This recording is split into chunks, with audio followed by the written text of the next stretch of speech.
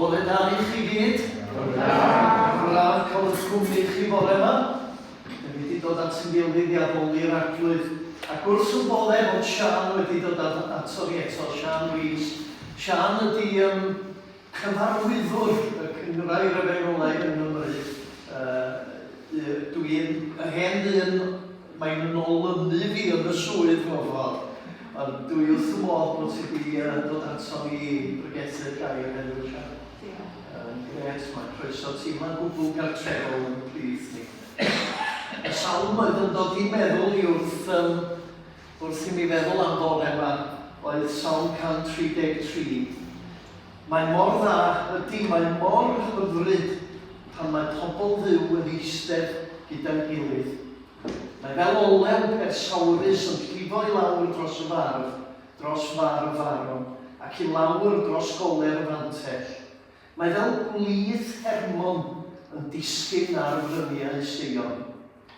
Dyna lle mae'r arglwydd wedi gorchymyn i'r bendith fod, bywyd am byth. A da ni'n gweddio byddwn ni'n profi rhywbeth o'r bendith yma wrth addoli Duw efo gilydd y bore yma.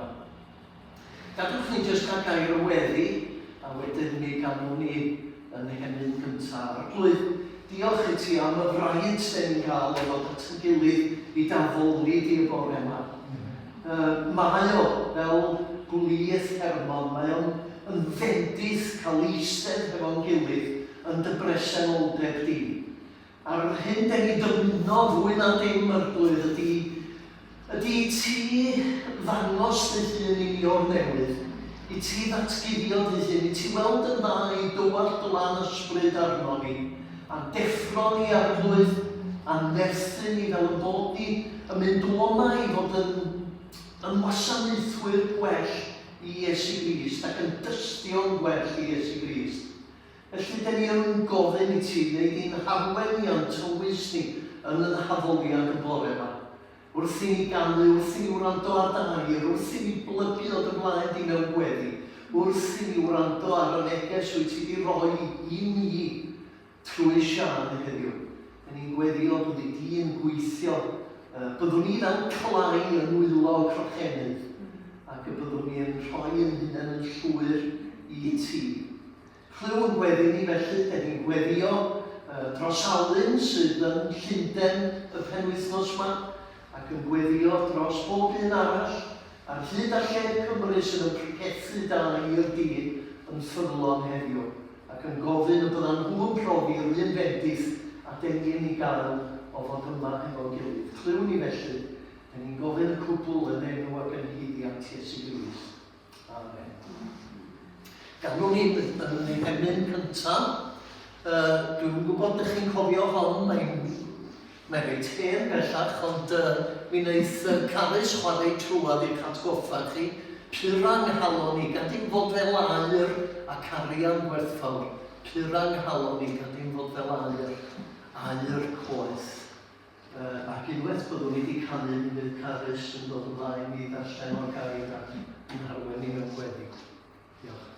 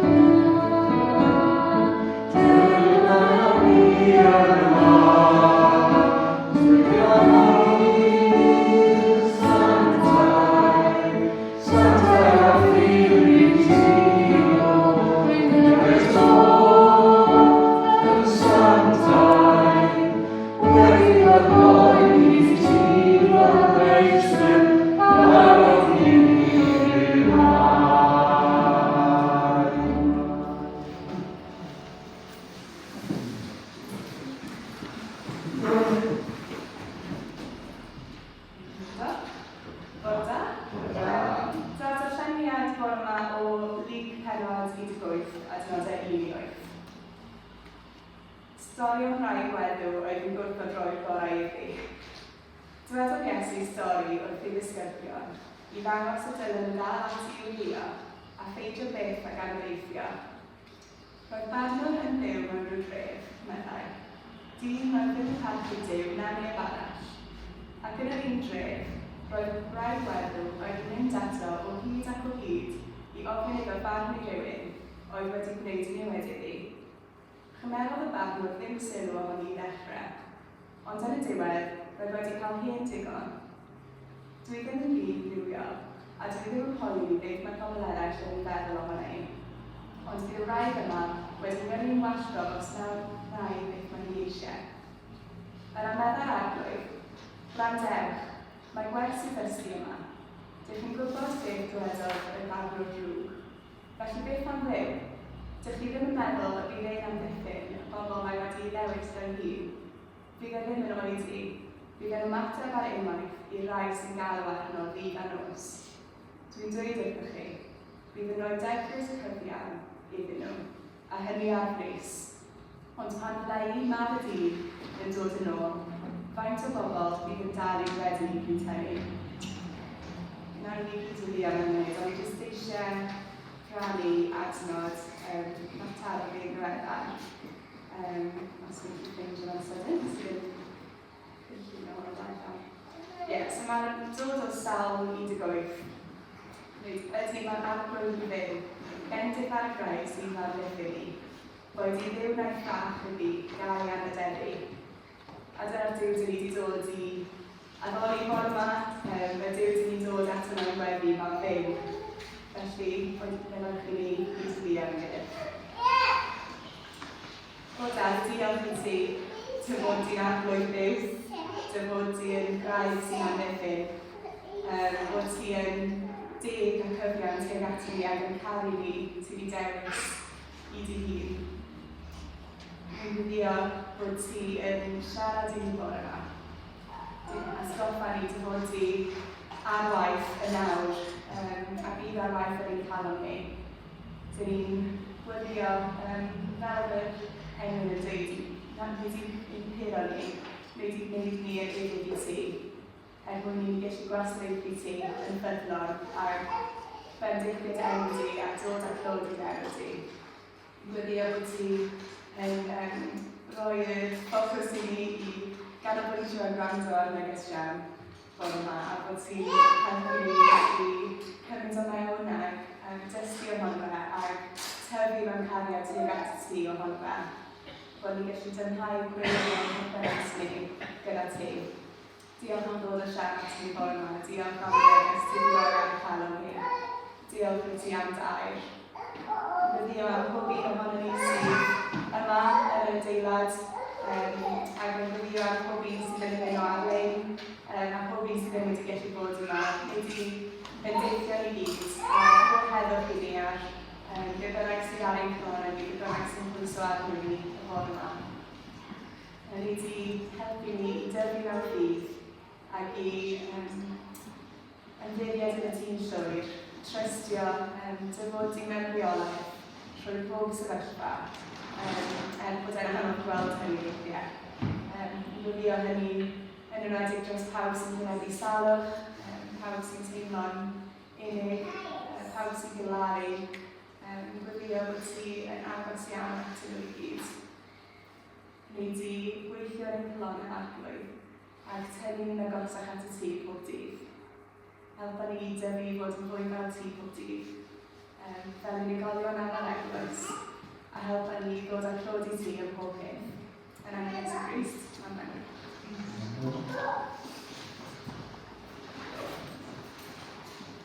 O'n i'n sylweddoli bod fi wedi anghofio croesawu pawb sydd yn ymuno hefo ni ar-lein y bore yma. Croeso i chi, pwy bynnag ydych chi. Ond gyda i eisiau dweud hefyd, o'n i'n meddwl wrth i cael ysweddio rwan, i'n hatgoffa ni bob un ohono ni i weddio dros gwilyn Tudur dydd Sadwrn nesaf, yn cael ei ordeinio yn Wydog i Iesu Grist yn Siân Wyn Rees Aberystwyth. A byddai'n dda i mi weddio ac i ymuno, mae modd i chi ymuno ar-lein i weld y gwasanaeth. Gwilym ydy'r trydydd genhedlaeth rwan o wynidogion yn gwasanaethu Iesu Grist yn ei deulu. A byddai'n dda i ni, bydd rhai ohono fi fynyne, a byddai'n dda i bob un ohono fi gofio am Gwilym a'r teulu yn ystod yr wythnos sydd i fod. Ond un peth arall ar y meddwl i, mae wedi bod i mynd rwan. Jyst i ddweud wrthoch chi, cyhoeddiad am yr wythnos nesaf, mae Alun yn aros i fyny Aberystwyth efo'r teulu a theulu Alex am y penwythnos. Felly mae Cynan Llwyd wedi cytuno i arwen yn oed fan i dydd Sul nesaf. A mae o'n mynd i siarad am ei waith efo Tirfyn a sôn hefyd am y sefyllfa yn Affganistan. Felly byddai'n dda i chi ddod y Sul nesaf a chydig o newyddion da i chi. Dwi'n meddwl gewch chi alw extra yn wely os dwi'n cofio'n iawn. Ie? Dwi'n meddwl. Yn wythnos nesaf. Mae Dafydd o yma. Gwylyn Dafydd yn cadarnhau felly. Gwych, ganwn ni'n henyn nesaf. O Dduw ein tad, cyfeirian traed a tywys ni ar ein taith, dangosa'r ffordd drwy gwmwl a phan fel gwythos lawer gwaith. Yno ti arglwydd gobeithio, yno ti rhwng i'n holl ffyr, ar hyd ein siwrne arwenni yng nghwmni Crist bob dydd. Ac ar ôl i ni gael ei hon, dwi am wahodd Siân i ddod ymlaen arwenni.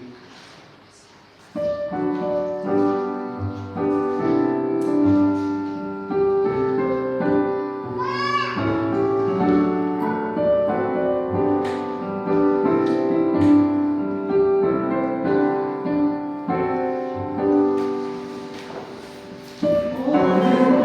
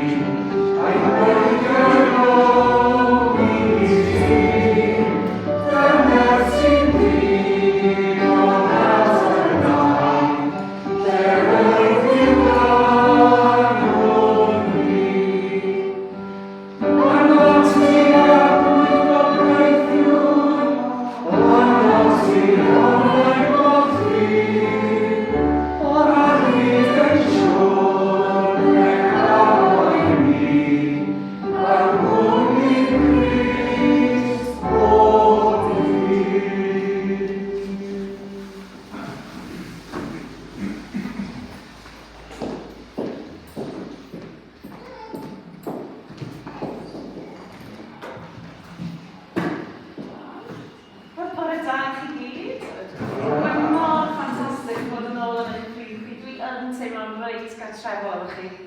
Tynnu mor good, sorry. So diolch am bod efo chi, a diolch Carys am anhafran ni, anfon hefyd wrth gwrs. Sian di'n enw i Siân Wyn Rees i rhan fwy o Gymru, Sian Rees i eraill, Sian i bobl eraill eto. Gyrch chi alw i ddod yna ydych chi isio. Cyn i gychwyn ar y bregeth o'r yma, mae gennau rhywbeth reit embarrassing i wneud, a dwi wedi deud wrth Alun Sydyn bod hyn yn mynd i ddigwydd, jyst bod chi'n gwybod, a mae o'n reit embarrassing. Dwi yn un o ymddiriwdelwyr Cymdeithas y Beibl. Dwi yn debygol arwain arfer ym mhob dim mae o'n wneud, heb law yn cyfieithu, cos dwi'n hopeless. Cymraeg penwedig sgynnau, a fyddai byth yn cyfieithu dim. Ond, diolch ti, diolch. Ond ar ran ymddiriwdelwyr Cymdeithas y Beibl, maen nhw wedi gofyn i fi i gyflwyno tlws i Arfon bore yma. Dwi'n gwybod bod Arfon jyst am marw erbyn hyn, cos dwi yn nabod ti Arfon, a ti'n casau pethau fel hyn. Dwi'n mond yn gwneud hyn am bod fi'n good girl a bod fi'n dweud sy'n fi'n gwneud ar gyfer yr ymddiriwdelwyr. Ond beth sy'n gwneud, tlws llechen, sy'n gwneud actually, dwi'n diagor hi eto, ond mae hyn yn wobr, sef wobr Mary Jones, a mae o'n rhywbeth reit prestigious, di'r gair. Wedi prestigious yn Gymraeg? Ond y peth yw, mae tlws yma'n cael ei roi i bobl sydd wedi cadw stori Mary Jones yn fyw. Ac wrth gwrs, da ni gyd yn gwybod Arfon, ti byth yn mynd i gymryd clod am y byd, a da ni yn falch o hynny, mae clod yn mynd i'r arglwydd Iesu Grist, ond rhaid cydnabod y waith di hefyd, a mae Cymdeithas y Beibl wedi gofyn i fi os ysyn ni yn cyflwyno hon i ti, sef tlws. Dwi'n lapio'n dda iawn, na ddo? Sori am hynna, ond rhai o ffys allan. Felly os ddweud i ddod i fyny, os gawn ni jyst clap Ar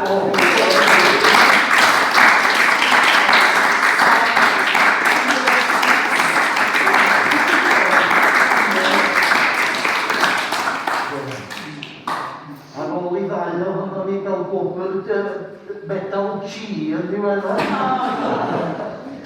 Wel, mi ddau medal G eto. Na, ddim o gwbl. Ddim o gwbl. Ella dylswn ni wedi pregethu ar fyndeiant a wedyn ys Arfon wedi mabelu yn neud yna. Okidoks. Lle da ni ar yr... O, gret. Stori am rai weddol oedd yn gwrthod rhoi'r gorau iddi. Wel, un o'r breintiau mwyaf dwi'n cael yn fy swydd yw'r cyfle i siarad efo nifer fawr o bobl o dydd. Dwi yn hoffi siarad. Weithiau mae pobl yna'n Gristnogion, weithiau dyn nhw ddim. Mae llawer o bobl dwi'n sgwrsio efo nhw yn digwydd bod yn arweinwyr, ond nid pob tro. Ond mae yna un peth sy'n gyffredin i bron pawb dwi'n sgwrsio gyda ar hyn o bryd. Un peth dwi'n synhwyro, sef bod yna lot o flinder yn cwmpas ni ar hyn o bryd. A hynny'n flinder go iawn. Wan, os ydych chi'n gweithio mewn addysg, Mr Jeffs, yna hwrre, ydych chi ar hanner tymor, bendith arnoch chi. Please, newch chi ymlacio. Please, rhywsyd yn y dyddiau nesaf. Ond wrth gwrs, nid jyst blinder corfforol sy'n gyffredin ar hyn o bryd, ond blinder meddyliol, emosiynol, a hyd yn oed, chydig bach o blinder ysbrydol. Sy'n rhaid i fi bwyntio allan bod y ddwy flynedd diwethaf yma wedi bod yn heriol i lot fawr o bobl. A dwi'n gwybod bod hi'n hawdd weithiau jyst i galoni a theimlo yn anobeithiol. Felly gan cychwyn drwy datgoffa di o rhai gwirioneddau. Yn gyntaf, bod Duw y Tad yn dy garu di. Rwyt ti'n cario gwyn yn nefoedd, ac mae Duw yn llythrenol canu ei bleser drosta ti. Roedd Iesu yn fodlon farw drosta ti, cymaint yw'r cariad mae'r Tad wedi tywallt arnat. Cefais dy greu yn Rhys Iesu i wneud yr holl bethau da mae dy trefnu rhaid llaw i ti i wneud. Mae Duw wedi breuddwydio a chynllunio anturiaethau fydd i ti fynd ar lawr llaw gyda ef. Mae Duw wedi rhoi galluoedd a talentau i ti wedi arfogi Didr ymyso a thlenwi gyda'i ysbryd i ymgymryd â'r cynlluniau a dibenion anhygoel sydd ganddo i ti. Mae ei ras yn ddigonol. Ac os yw heddiw yn straen, o fi ganddo drioddau newydd i ti ar ddechrau pob diwrnod newydd. Felly bore yma, dwi eisiau cyflwyno neges syml iawn. Ond dwi'n gobeithio bydd hon yn eich annog chi yn ystod y tymor hwn. Dwi wedi bod yn darllen y gael leak mewn eto, a ffa'n gyfeirnes i benod 19, dwi bron i mi ddisgyn oddi ar y sef. Gadewch mi ddangos chi pam, mae hi.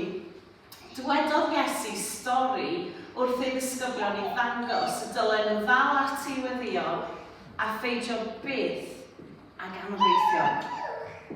Ac o'r eiliad yna, oedd hi fel petai bod yr ysbryd glân wedi dal fy sylw. Dameg yw'r stori hwn. Nath Iesu ddyfeisio damhegion mwyn esbonio rhywbeth ei grandawyr, rhywbeth cymleth, rhyw wirionedd cymleth am ei dad. A byddai'n aml yn dweud stori mwyn i ni allu deall yn well a bydd cymleth roedd yn ei ddweud. Beth sy'n bwysig sylweddoli ar ddechrau dameg hon yw fod Iesu'n gwybod ac yn deall y ffaith bod ni'n medru digaloni a cholli gobaith. Mae hi'n gwybod hynny. Bydd lot ohono ni, mae'n siŵr, wedi bod eisiau i'r gorau i'r rhywbeth ar un adeg neu gilydd. Dwi'n caru'r ffaith bod Duw yn adnabod ni mor dda. Ond eto mae o dal yn dewis ac yn dymuno bod mewn perthynas efo ni. Dydy Duw byth yn ymellhau nac yn cefnu ar anrheg na llanas y byd. I'r byd yma daeth y gair yn gnawd a byw yn ein plith. Mae Iesu'n gwybod sut rai yda ni. Mae Iesu'n gwybod yn iawn bod ni'n medru bod yn apathetig, bod ni'n blino gyflym ac yn barod i roi gorau a'n bethau yn gyflym iawn. Felly, gyda hynny o gyflwyniad o seinion i'n Cristia, dyma chi'r ddameg yn ei chyfarfod. Dych chi gweld adnod 1, adnod 2. Roedd barnwr yn byw mewn rhyw dref meddai, dyn oedd ddim yn parchu Duw, na neb arall. Ac yn yr un dref roedd graig weddw, oedd yn mynd ato hyd ac o hyd i ofyn iddo farnu rhywun, oedd wedi gwneud niwed iddi. Chymerodd y barnwr ddim sylw ohoni i ddechrau, ond yn y diwedd roedd wedi cael hen ddigon. Dwi ddim yn ddyn diwiol meddai, a dwi ddim yn poeni beth mae pobl eraill yn meddwl ohona i. Ond bydd y gwraig yma wedi fy ngyrru'n wallgo, os na rai beth mae hi. Beth mae hi? Yn gofyn? Wel, yna meddwl arglwydd. Beth mae eisiau? Dyna ni. Mae'n oce? Mae'n ola ni. Dyma ni, yna meddwl arglwydd, gwrandwch, mae gwers i dysgu yma. Dych chi'n gwybod beth ddywedodd y barnwr drwg? Felly beth am ddim? Dych chi ddim yn meddwl o bydd e'n amddiffyn y bobl wedi dewis iddo ei hun? Bydd yn oedi. Bydd yn ymateb ar unwaith i'r rhai sy'n gael wahanol fydd a nos. Dwi'n dweud wrthych chi, bydd yn rhoi deddfyd gyfiawn iddyn nhw, a hynny ar frys. Ond, pan fydda i mab y dyn yn dod yn ôl, faint o bobl bydd yn dal i gredu bryd hynny. Dwi'n hoffi'r roig yma. Yn fawr. Dyma ddynes sy'n gwybod beth sy'n iawn a beth sy'n anghyfiawn, ac sy'n barod i fynd ar ôl yr hyn sydd yn iawn. Dyma ddynes fydda ddim yn setlo am anghyfiawnder.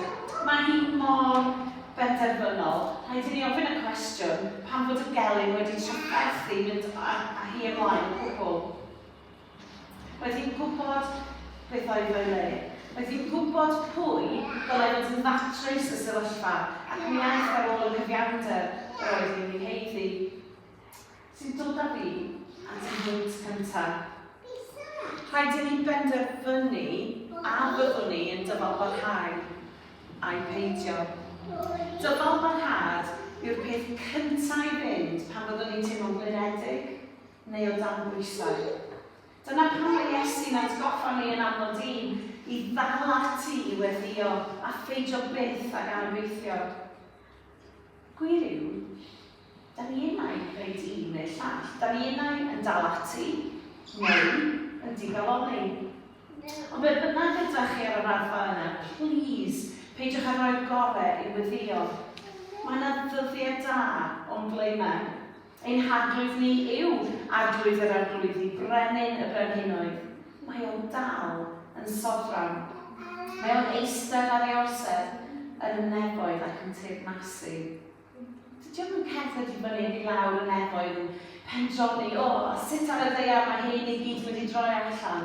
Mae o'n gweld y dechrau o'r diwedd. Felly daliwch ati, peidiwch ar roi gorau iddi. Ond yn ôl at y ddameg, yn ôl yn gyfraith Iddewig, roedd rhaid troi sylw a pharch arbennig i werthfawr. Cewch allan mwy yn hynny yn Deuteronomium. Ar penod 10 ac yn ddiweddarach yn y Testament Newydd yn Iago 1. Ond yn amlwg, doedd y barnwr wedi cael y memo yna nag oedd. Doedd o ddim am dal i sylw i'w hachosi o gwbl ac fe ddewisodd ei hanwybyddu. Os nad ydych chi wedi darllen y ddameg hon o blaen, neu os nad oes na rhywun wedi esbonio i chi o'r blaen, efallai byddwch chi chydig bach yn dryslyd ar y pwynt yma yn y stori.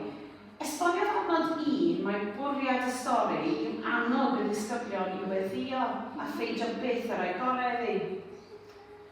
Roedd y weddol yn y stori yn amlwg mewn sefyllfa lle roedd angen cyfiawnder arni mewn rhyw sefyllfa. Ond hyd yn hyn, dydy hi wedi cael unrhyw help gan y barnwr. Felly pwy yw'r barnwr yn y stori? Ydy o'i fod i gynrychioli Duw? A'i Duw yw'r barnwr yn y stori sydd ddim yn ofni Duw nac yn gyfalu beth oedd pobl yn ei feddwl. A'i Duw yw'r barnwr anghyfiawn. Ddim am eiliad. Ac mae hynny yn wirionedd pwysig iawn i ddeall. Mae rhai o ddamhegion Iesu yn ddamhegion cymharu.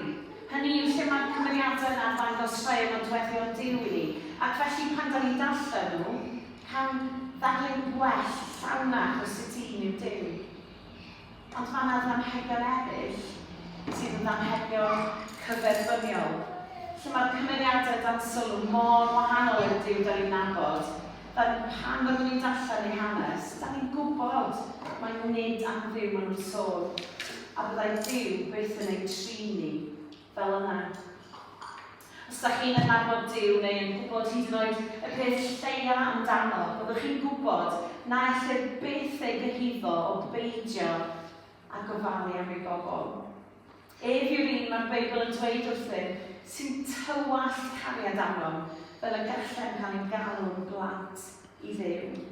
Ef yw'r un sy'n caru'r byd cymaint nes iddo roi ei unig far, mwyn i bwy bynnag sy'n credu ynddo, beidio mynd i ddistryw, ond cael bywyd tragwyddol. Felly yn y ddameg hon, y barnwr yw'r polar opposite o'n Duw cariadus ni. Pwynt 2, mae'n haws dyfalbarhau pan da ni'n deall, spell check, sut un yw Duw. Mae'n haws dyfalbarhau pan da ni yn gwybod bod Duw yn ein caru ni ein bod o ar ein hochor ni. Da ni gyd yn gwybod sydd beth ydy i fynd trwy cyfnodau anodd o bywyd. Rhai yn gwybod hynna yn well nag eraill yn siŵr. Ond o leia, fel plentyn i Dduw, da ni'n cael y fraint o treulio pob diwrnod yn ei bresenoldeb, yn cael derbyn ei ras ac yn cael profi ei gariad o'r newydd. Ond gadewch i mi ofyn i chi heddiw, ydych chi wedi profi cariad y tad? Ydych chi wedi caniatáu'r arglwydd garu chi a gofalu amdano chi? Os ie, wel, gret. Os ddim, pam ddim? Tybedai yw'r pictiwr o Dduw sydd gyda chi yn eich meddyliau yn debycach i'r barnwr yn y stori yn hytrach na'n Duw ni. Gwrandewch ar sut mae Salm 103 yn disgrifio Duw, a cymharwch hynna efo'r barnwr yn y stori. Mae'n arglwydd ni mor drigarog a charedig, mor amyneddgar ac anhygoel o hael. Dydy e ddim yn cyrryddu pobl yn ddiddiwedd, nac yn dal dig am beth. Naeth e ddim delio gyda pechodau ni fel roedd yn ein heiddi, na talu nôl i ni am ein holl fethiant. Fel mae'r nefoedd yn uchel uwch y ddaear, mae ei gariad ffyddlon fel tŵr dros y rhai sy'n ei barchu. Mor bell ac ydy'r dwyrain o'r gorllewin, mae wedi symud y gos am yn ei wrthryfela. Fel mae'n tad yn caru ei blant, mae'r arglwydd yn caru rhai sy'n ei barchu. Ella bod chi wedi caniatáu eich cariad tuag ato dyfu'n oer.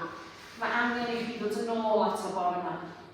Ella nad ydych chi erioed wedi profi ei gariad. Mae angen i chi ymrwymo efo am y tro cyntaf heddiw. Bydd cyfle i chi wneud hynna ar ddiwedd y bregeth. Ond os mae'r pwynt cyntaf gyda i fod rhaid ni benderfynu a fyddwn ni'n dyfodbarhau a peidio, rhaid i'r ail atgoffa ni bod hi'n haws dyfodbarhau pan da ni'n deall bod Duw o'n plaid ni. A'i fod ef yn dda. Yn ôl at yn aml. Byddwch chi yn amser Iesu, roedd disgwyl i farnwyr fod yn ddi-diedd ac i farnu'n briodol. Ond yn amlwg, wnaeth eto doedd y barnwr ddim wedi cael y memo nag oedd. Roedd o yn farnwr gwael, a nad oedd o yn ddi-diedd, nac y chwaith yn gwneud penderfyniadau cywir. Adnod 4. Chymerodd y barnwr ddim sylw ohoni i ddechrau. Ond yn y diwedd roedd wedi cael hen digon. Dwi ddim yn ddyn-diwiol a dwi ddim yn poeni beth mae pobl eraill yn ei feddwl ohona i. Wrth gwrs, mae hyn yn hollol ein gwrthwyneb o sut mae Duw efo ni.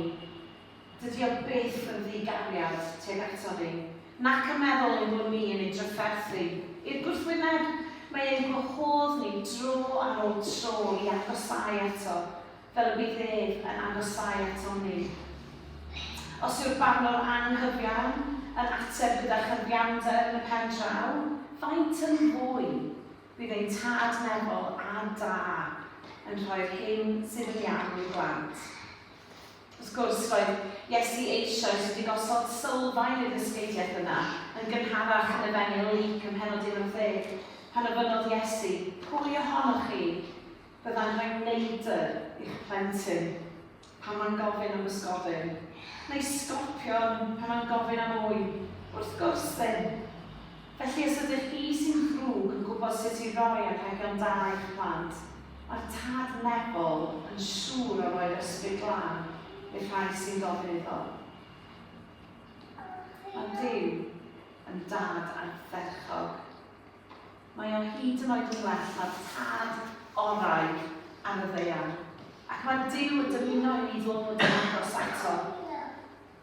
Pan dynodd Iesu ei anadl olaf ar groes Calfari, dywedodd Matthew 27:51, ar y funud honno, nath y llen oedd yn hongian yn y deml rhwygo yn ei hanner o'r top i'r gwaelod. Hynny yw oherwydd Iesu, roedd diwrnod newydd wedi gwawrio. Ac erbyn hyn mae gennym ni fynediad llawn yn tad.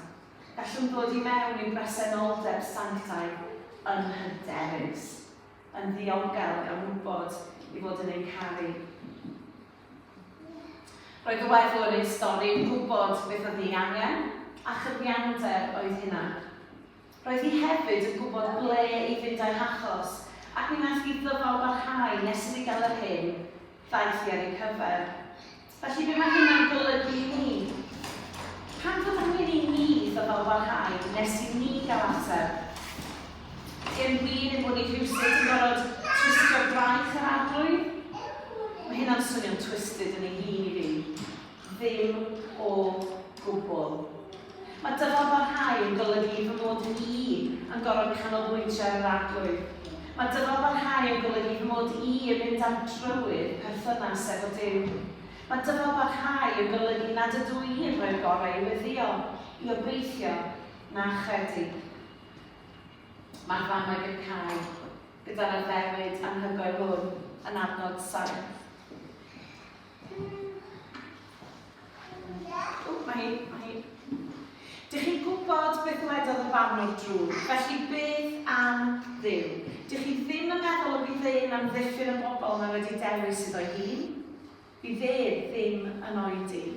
Bydd yn ymateb ar unwaith i'r rhai sy'n galw arno ddydd a nos. Yn gwbl groes i'r barnwr yn y ddameg, mae Duw yn gwrando, yn gofalu am ein hateb pob diwrnod o'r flwyddyn. Mae gorfod dyfalbarhau yn amlygu fy nghymhellion i, ynghyd â'n dymuniadau i, ac mae'n rhoi amser i mi brofi a ydynt yn ddefnyddiol neu'n niweidiol. Felly, y trydydd pwynt ar un ola, ym mha sefyllfaoedd wyt ti angen dyfalbarhau? Be fyddi di mynd ar ei ôl mewn gweddi y mis yma? Iachawdwriaeth ffrind? Iachad? Achubiaeth y genedl? Amgylchiadau gwell? Swydd newydd neu datblygiad mewn rhywun sefyllfa ydych chi'n ei hanol hi? Be am weddio i aelod o'r teulu neu ffrind i ddod nôl at Iesu?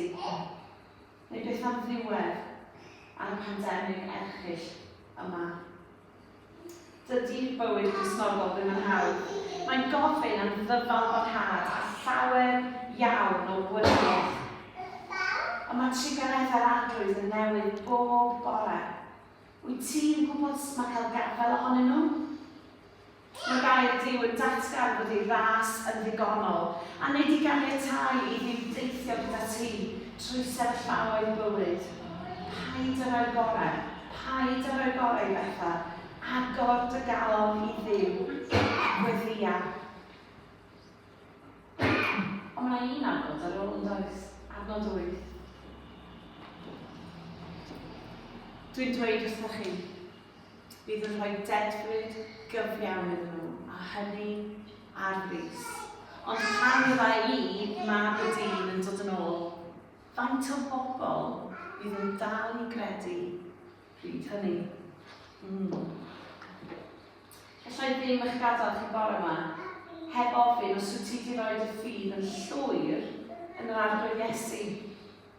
Os nad wyt ti, dyma rhai rhesymau pan fydda hynny'n beth da i wneud y bore yma. Yn gyntaf, mae Duw wir yn dy garu di. Mae ganddo gynlluniau rili da a chyfroes ar dy gyfer di. Does yna ddim byd y gallu di wneud mwyn perswadio Duw i gael ei ti'n llai nag yn fwy. Eto i gyd, os da ni'n onest, rwyt ti a fi, a phawb arall yn y stafell yma i gyd wedi pechu mewn rhyw ffordd. Da ni wedi brifo pobl, da ni wedi byw bywydau sy'n bell o safon Duw. Mae'r Beibl yn ei gael ni'n bechod. Da ni gyd wedi pechu. Da ni gyd yn doredig mewn rhyw ffordd neu gilydd. Ond y newyddion da yw fod Iesu wedi marw ar y groes fel y gallu di a fi cael maddeuant pechodau. Bu farw Iesu mwyn i ni cael ffordd i ddod yn ôl at y tad. Mae o'n maddau i ni ac yn cynnig dechrau newydd i ni.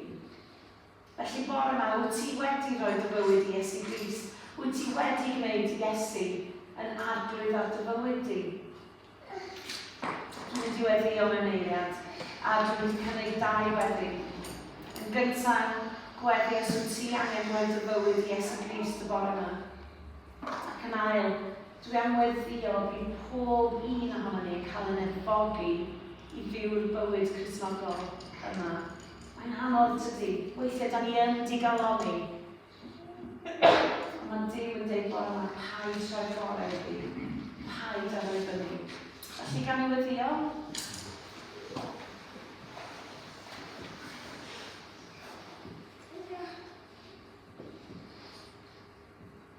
Os wyt ti ar-lein neu yn yr ystafell yma bore yma, ti angen gwneud Iesu yn arglwydd dy fywyd. Dyma'r weddi i ti. Iesu, dwi angen di. Dwi wedi gwneud gymaint o bethau anghywir. Ond heddiw dwi am gychwyn o'r newydd. Mae'n ddrwg gen i, a mae'n holl bethau dwi wedi gwneud yn wrong. Maddau mi am fy holl pechodau. Diolch dy fod ti'n fy ngharu gymaint. Roedd ti'n fodlon mynd at y groes yn y lle. Heddiw dwi'n dewis gwneud ti yn arglwydd ar fy mywyd. Helpa fi iddo fel barhau i beidio ar y gorau bethau pan fydd y daith yn mynd yn anodd. Cerdded gyda fi trwy ddyddiau oes. Yn enw Iesu. Amen. Ac wedyn, os wyt ti yma bore yma yn adnabod Iesu, ond yn teimlo bod pethau yn anodd ar hyn o bryd, dwi am wedi dros y ti hefyd. A dwi'n diolch dy fod ti yn arglwydd, ond ti hefyd yn ffrind. A ti'n perfed efo ni. Ti'n gafel yn ein llaw a ti'n arwain ni ymlaen. A bore yma, dwi am weddio dros y rhai sy'n stryglo, sy'n blynedig, sy'n wedi colli gobaith. Arglwydd, please, yn dy drigannau, mynd i helpu nhw i peidio roi gorau bethau. Llenwan bore yma efo dy ysbryd glân, a foga nhw efo dy air, a cherfa gyda nhw bob dydd yn enw Iesu. Amen.